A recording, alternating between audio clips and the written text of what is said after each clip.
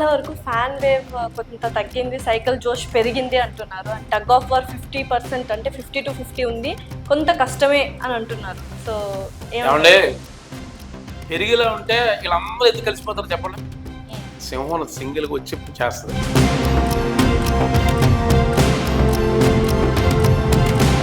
తెలిసిన వాళ్ళకి ఓటేయడమే గగనం అయిపోయింది ఇప్పుడు, ఎందుకంటే అంత టగ్ ఆఫ్ వార్ నడుస్తుంది అంటారు. మరి తెలియని అభ్యర్థికి ఓటేయాలి అంటే మీరు తీసుకోవాల్సిన కాన్సెప్ట్ ఏంటి? మీరు ఎలా వెళ్తున్నారు ప్రజల్లో?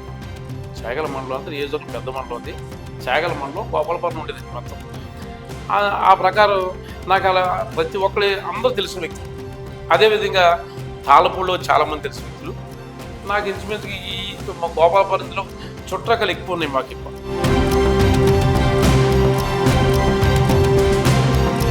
వాలంటీర్ వ్యవస్థ మీద కొంత వ్యతిరేకత ఉంది కాబట్టి ఆపారు. సో దాని గురించి మీరు ఏమంటారు? నిజంగా చెప్పాలంటే మా నాయకులే బాధలు ఉన్నారండి. బాధ అంటే మాకు ఎవరు తెలియకుండా వాలంటీర్ ద్వారా ఇంటికి పెన్షన్ ఇచ్చేస్తున్నారు. కొవ్వూరు నియోజకవర్గంలో తానేటి వనిత గారు కొంత కమ్మ సామాజిక వర్గానికి దూరం పెట్టారు అని వినికిడి. వాళ్ళ నిజం చెప్పాలంటే రాజకీయ నాయకులు ఎలక్షన్ ముందు ఇచ్చిన వాగ్దానాలు నెరవేర్చరండి.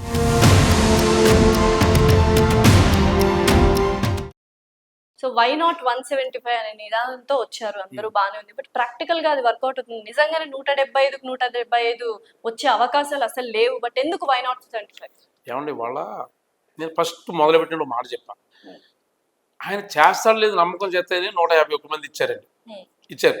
కానీ ఇవాళ చేసి చూపించేశాడు.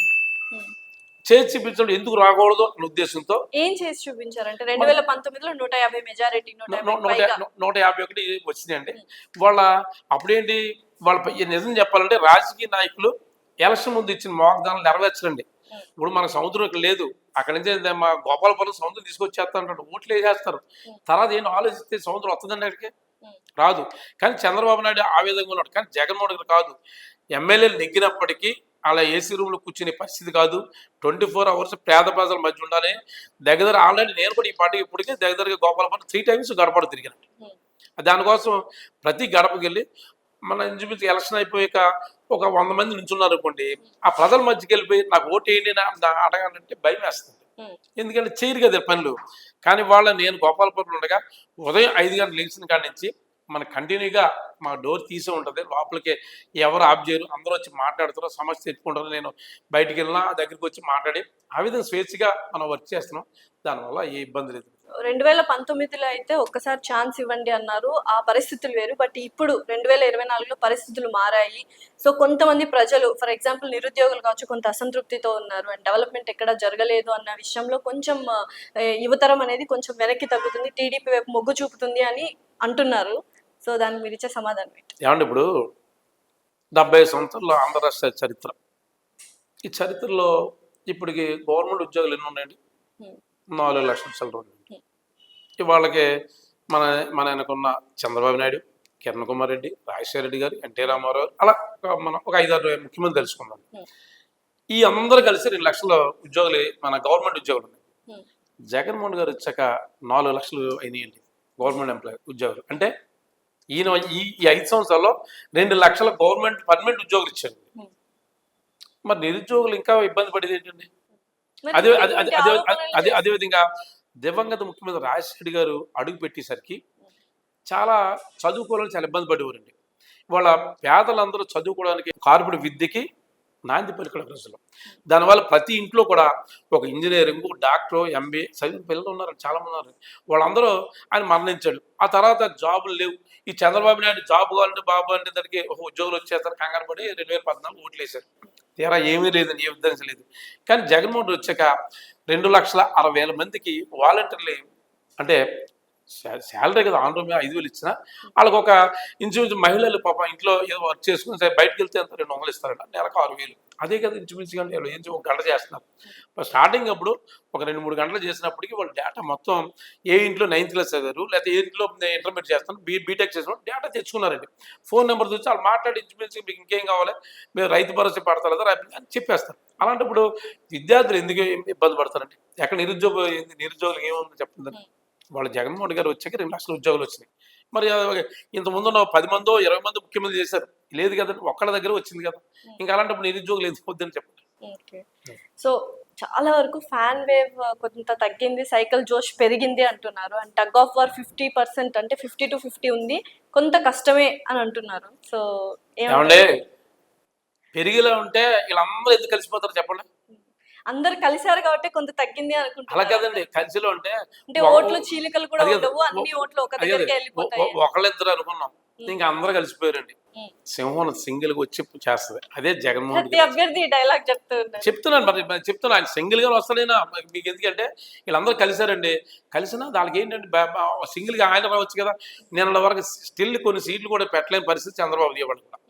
ఇంకా పెండింగ్ లో ఉన్న ఇంకా మార్పులు జరుగుతాయి. నేను చెప్తాను చూడండి, ఇంకా మార్పులు చేస్తుంటారు. టీడీపీ నుంచి వైఎస్ఆర్సీపీకి కొంతమంది ఎమ్మెల్యేలు అభ్యర్థులు చేరికలు వస్తున్నాయి, అది ఓకే. బట్ వైఎస్ఆర్సీపీ నుంచి కూడా టీడీపీకి వెళ్ళిపోతున్నాయి కదా, దాని గురించి ఏమంటారు? ఏమంటే రాజకీయ నాయకుల్లో ఎక్కడో దిక్కున కనిపించబోతే మనుగుడు ఉండదని ఏం చేస్తాను. ఎక్కడైనా నేను చెప్పాను చూడండి, తలారి అంటే ఇంచుమించుగా బాగానే ఆ టైపు ఉన్న కాకుండా ఏదో పార్టీలో నేను ఎమ్మెల్యే అయితే చాలు అనుకో పరిస్థితి తిరుగుతుంటారు రాజకీయ నాయకులు కొంతమంది. కానీ నేను ఇప్పుడు ఒకే ఉన్నాం, రాజశేఖర్ గారు ఉన్నాం, రాజశేఖర్ గారి తర్వాత అలాంటి జగన్మోహన్ గారిని నడుచుకొచ్చాం. దానివల్ల ఎన్నేం జరిగినా ఏముండదండి. వీళ్ళంతమంది కలిసి వచ్చినా జగన్మోహన్ గారు మళ్ళీ మన ముఖ్యమంత్రి అవడం ఖాయం, అన్నీ చేయడం జరుగుతుంది. బట్ నియోజకవర్గ ప్రజలు ఎవరైతే ఉన్నారో తెలిసిన ఎమ్మెల్యే కాకుండా వేరే అభ్యర్థుల్ని పంపిస్తున్నారు, మాకు కన్ఫ్యూజన్ గా ఉంది, ఎవరిని డిసైడ్ చేయాలి ఏంటి అన్న కన్ఫ్యూజన్స్ లో ఉన్నారు. తెలిసిన వాళ్ళకి ఓటేయడమే గగనం అయిపోయింది ఇప్పుడు, ఎందుకంటే అంత టగ్ ఆఫ్ వార్ నడుస్తుంది అంటున్నారు. మరి తెలియని అభ్యర్థికి ఓటేయాలి అంటే మీరు తీసుకోవాల్సిన కాన్సెప్ట్ ఏంటి, మీరు ఎలా వెళ్తున్నారు ప్రజల్లోకి? 2009 వరకు గోపాలపురం నియోజకవర్గం చాగల మండలం అందులో ఉందండి. చాగల మండలం అంటే నియోజకవర్గం పెద్ద మండలం, అది చాగల మండలం గోపాలపురం ఉండేది మొత్తం. ఆ ప్రకారం నాకు అలా ప్రతి ఒక్కరి అందరూ తెలిసిన వ్యక్తులు. అదేవిధంగా తాళపూడిలో చాలామంది తెలిసిన వ్యక్తులు. నాకు ఇంచుమించుగా ఈ గోపాలపురంలో చుట్టకలు ఎక్కువ ఉన్నాయి మాకు ఎక్కువ. ప్రతి ఉన్న వ్యక్తులకి ఇక్కడ ఊర్లో అమ్మాయిలు ఇక్కడ ఇచ్చుకోవడం కానీ, అక్కడ వచ్చి కానీ ఆ టైప్. నేను ఇంటింటి తిరుగుతుంటే ఇంకా ఎక్కువైంది, ఎందుకంటే నాకు తెలుస్తుంటే మీరు వీళ్ళ అమ్మాయిలని నేను వాళ్ళ కోళ్ళని అక్కడ వెళ్ళి చెప్తున్నారు. చాగల మండలం అలాగే ఆల్రెడీ టచ్లో ఉంది. ఆల్రెడీ ఇంకా తెలుసు టౌన్లో ఇప్పుడు లీడర్స్ నాకు ఇలా తెలుసున్నారు. పైగా నేను దాని కొరకు గడప తిరుగుతుంటే already Kovvur town 75% door to door తిరిగేసాను. తాళపూడి కూడా చాలా వరకు అయిపోతుందండి. ఇంకా ఉన్నాయి కొన్ని తిరగడంలో మీకు పేరు పెట్టాల్సిన అవసరం లేదు. ఇంకా నెలాఖరు లోపల మొత్తం నియోజకవర్గం డోర్ టు డోర్ తిరిగేస్తాను. సో అన్ని తిరిగారు కదా, ప్రజలు ఏ సమస్యలతో మీ ముందుకు వచ్చారు, వాటిని ఎలా పరిష్కరించాలనుకుంటున్నారు? నాకు తెలిసినంత వరకు డ్రైనేజ్ మీద ఎక్కువ చెప్తున్నారు. డ్రైనేజీలు కావాలన్నారు. రోడ్లు అనేది చిన్నవి ఉన్నాయి, రోడ్లు కూడా వేయడం జరిగింది. ఇంకా నేను డ్రైనేజ్ మీద ఎక్కువ చెప్పారు. త్రాగునీటి సమస్య మీద ఏంటి అంటే మాకు గోపాలపురం ఉండగా జలజీవన్ మిషన్ ద్వారా 40 కోట్లతో ఇంటింటికి ఉచితంగా ట్యాప్ లైన్ ఇచ్చారు, కనెక్షన్ చేశారు. కానీ ఇక్కడ కూడా శాంక్షన్ అనుకుంది, కాంట్రాక్టర్స్ రాలేదని చెప్తున్నారు. వాటి కూడా వేస్తే మనకి అవసరం లేదు. గోదావరి నీరు పక్కన ఉంది, మాకు శుద్ధి చేసిన వాటర్ జలాలు కావాలి మాకు అని కొంతమంది అడగడం జరిగింది. దాన్ని కూడా నేను ఆల్రెడీ ముఖ్యమంత్రి గారు దాని మీద సుమారుగా 2,500 కోట్లతో దీన్ని ఒక ప్రాజెక్టు 2-3 కాన్స్ పోలవరం, గోపాలపురం, కొవ్వూరికి సంబంధించి ఆ రోజు ఉంది. దాన్ని కూడా అయితే ఇంకా వాటర్ ఇబ్బంది లేకుండా ఉంటుందండి. మళ్ళీ కొవ్వూరు టౌన్ కూడా వాటర్ సమస్య కూడా ఉందండి ఇక్కడ కూడా. దానికి ఆల్రెడీ ఈ పెట్రోల్ బంక్ దగ్గర ఇటు నుంచి అటు వెళ్ళడానికి ట్యాంకర్ ద్వారా నీళ్ళు వస్తే మొత్తం టౌన్ అని సరిపోతున్నారు. దానికి కూడా పర్మిషన్ తీసుకుని మున్సిపల్ కమిషనర్కి నేను ఒక మన ఎమ్మెల్యే ఉండకంటే మొన్న వరకు కోర్టు రాకముందు చెప్పడం జరిగింది.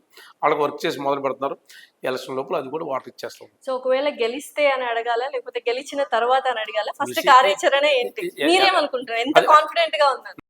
ఈ నియోజకవర్గంలో ఇంచుమించుగా ముఖ్యమంత్రి గారు ఎందుకంటే ముస్లిమ్స్కి సాధికన ఏదో అడిగారు, దాన్ని చేస్తాను మాట ఇచ్చామండి.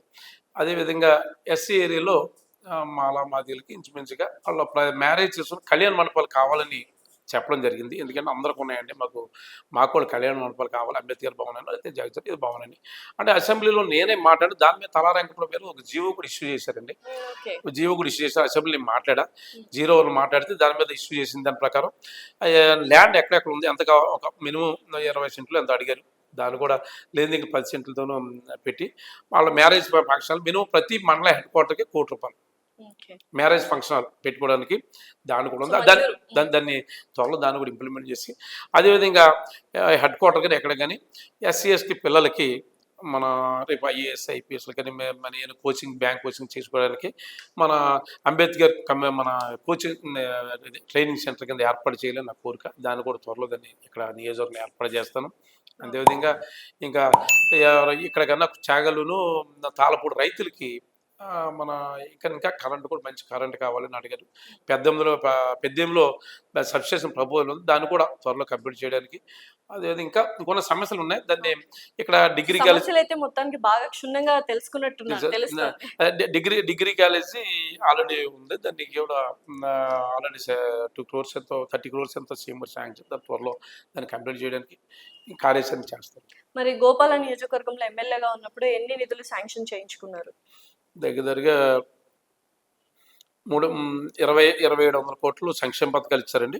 దగ్గరగా 800 కోట్లతో డెవలప్మెంట్ చేస్తున్నారు.